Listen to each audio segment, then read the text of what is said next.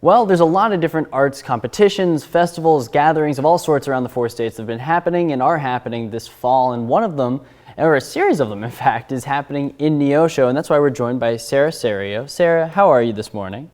I'm doing good. Thanks for having me.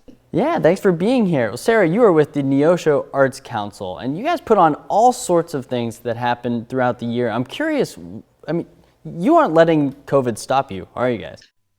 No, back in the spring when all of our plans were canceled, we pivoted hard and created a bunch of new events, the Spring Art Challenge, and have just been going strong ever since. And now, luckily, we're able to return to some of our normal events that we'd be having in the fall, just a little bit differently, and we've actually added more.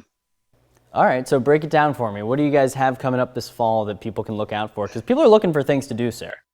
Yes. So, first up, we have a fall workshop series, which is one of our new events. And that is going to take place over September, October, and into November.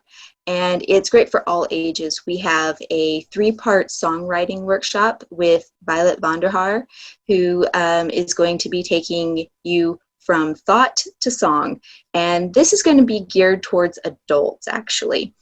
Followed by, we've got some Families in Tangle workshops, as well as comic workshops with Jeremy Hahn.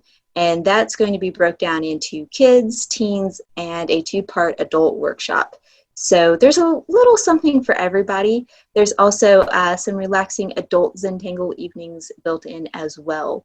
That's really cool. Okay, so you've got a lot of classes and ways for people to continue working on their skills. And then let's bring it to the bigger picture, community feel. I mean, as far as the community goes, what are you guys offering in terms, is the festival happening?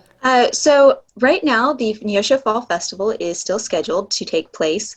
And what we are doing is we are offering the opportunity, instead of gathering around on the square, packed in behind someone's booth to do your chalk art, we're actually going to be doing it through our website. So it's going to be virtual this year, but the prize money is still the same, and it's still for kids, teens, and adults. Awesome. Hey, Sarah, thank you very much for joining us this morning. We'll make sure we have all that information on our morning show page, KOAMnewsnow.com, and we'll be right back after this.